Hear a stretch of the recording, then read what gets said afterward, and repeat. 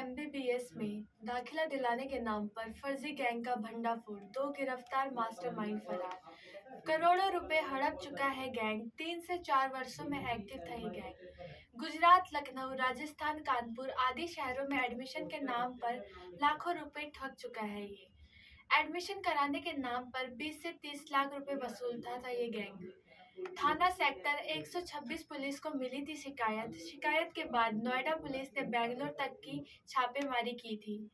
आरोपियों के कब्जे से फर्जी हस्ताक्षर किए गए rent agreement, 8 Aadhaar card, 9 SIM card, 4 chequebook, 1 debit card, 1 mobile phone बरामद। थाना सेक्टर 126 क्षेत्र का मामला। Byte Harishchandra, DCP Noida. किस तरीके से लोगों के साथ ठगी करते थे? ये एक सूचना हम लोगों को प्राप्त हुई थी। एक बच्ची जो है वो एक कंप्लेन लेके आई थी कि उसके एडमिशन के नाम पर मेडिकल कॉलेज में और लगभग 13 लाख समथिंग उससे ठग लिए हैं।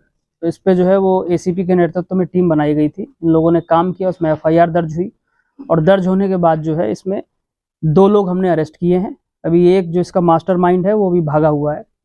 घटनाक्रम कुछ इस प्रकार है कि ये नीट से जो बच्चे एग्ज़ाम देते थे और इसमें बहुत सारे बच्चे ऐसे होते थे जो कि जिनकी रैंकिंग कम होती थी, उनको ये कॉल करते थे। कॉल करने के बाद जो है उनको कन्विंस करते थे कि हम पेड सीट में आपको जो है वो एडमिशन दिला देंगे। उसमें होम स्टेट का जो है 35 लाख के आसपास जो है रेट होता था और होम स्टेट से बाहर जो है 25 लाख के आसपास होता था।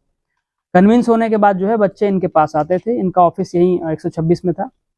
उसमें जो है वो फॉर्मेलिटीज़ पूरी करके और जो कंसर्न कॉलेज होता था ये वहाँ उसको लेके जाते थे। फ्लाइट वगैरह से पूरा टिकट वगैरह यही कराते थे और वहाँ किसी होटल में बैठ करके इन्हीं का एक कर्मचारी पहले से वहाँ इनका बंदा रहता तैनात, वो पूरी बात कर लेता था और बात करने के बाद जो है ये एश्योर कर देते थे कि आपका एडमिशन यहाँ हो जाएगा।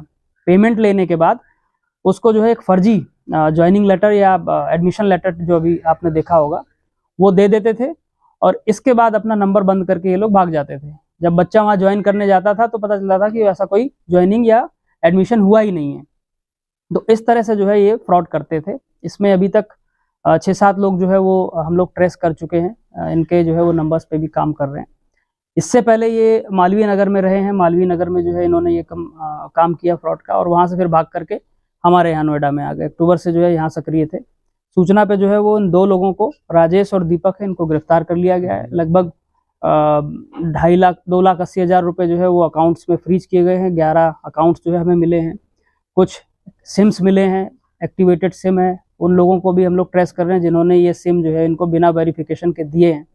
आधार कार्ड, पैन कार्ड, बाकी सारे डॉक्यूमेंट्स मिले हैं और इसका जो मास्टरमाइंड है अभी वो फरार है। वो यश चौबे उर्फ यश चतुर्वेदी उर्फ जय मेहता, कई उर्फियत हैं उसकी। इसके लिए भी जो है वो टीमें लगी हुई हैं। जल्दी इसकी भी गिरफ्तारी की जाएगी। टोटल फ्रॉड कितने का होगा अब तक इन लोगों के द्वारा? अभी ये हम असेसमेंट नहीं कर पा रहे हैं कि ये कितने लोगों के साथ इन्होंने किया है। जो हम लोगों के संपर्क में आए हैं वो 7-8 लोग जो है वो निकल के आए हैं। हो सकता है और लोगों के साथ भी किया हो। अब वो जब सूचना उन लोगों तक पहुंचेगी तो वो जरूर हम लोगों से संपर्क करेंगे। इसके अलावा जो पैसा ले रहे थे ये डिपेंड कर रहा था कि वो कहाँ एडमिशन चाह रहा है। अगर होम स्टेट में चाह रहा है तो 20 से 25 लाख रुपए, 30 से 35 लाख, और अगर बाहर चाह रहा है तो 20 से 25 लाख रुपए। डेटा कैसे लेते थे लोग?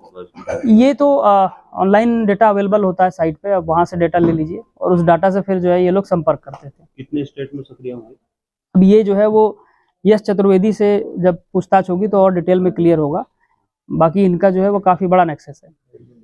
ये हम असेसमेंट नहीं कर पा रहे हैं कि ये कितने लोगों के साथ इन्होंने किया है। जो हम लोगों के संपर्क में आए हैं वो 7-8 लोग जो है वो निकल के आए हैं। हो सकता है और लोगों के साथ भी किया हो। अब वो जब सूचना उन लोगों तक पहुंचेगी तो वो ज़रूर हम लोगों से संपर्क करेंगे। इसके अलावा जो पैसा ले रहे थे ये डिपेंड कर रहा था कि वो कहाँ एडमिशन चाह रहा है। अगर होम स्टेट में चाह रहा है तो 20 से 25 लाख रुपए, 30 से 35 लाख, और अगर बाहर चाह रहा है तो 20 से 25 लाख रुपए। डेटा कैसे लेते थे इन लोगों का?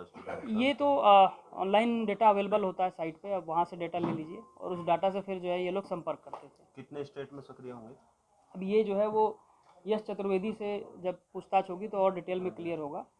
बाकी इनका जो है वो काफ़ी बड़ा नेक्सस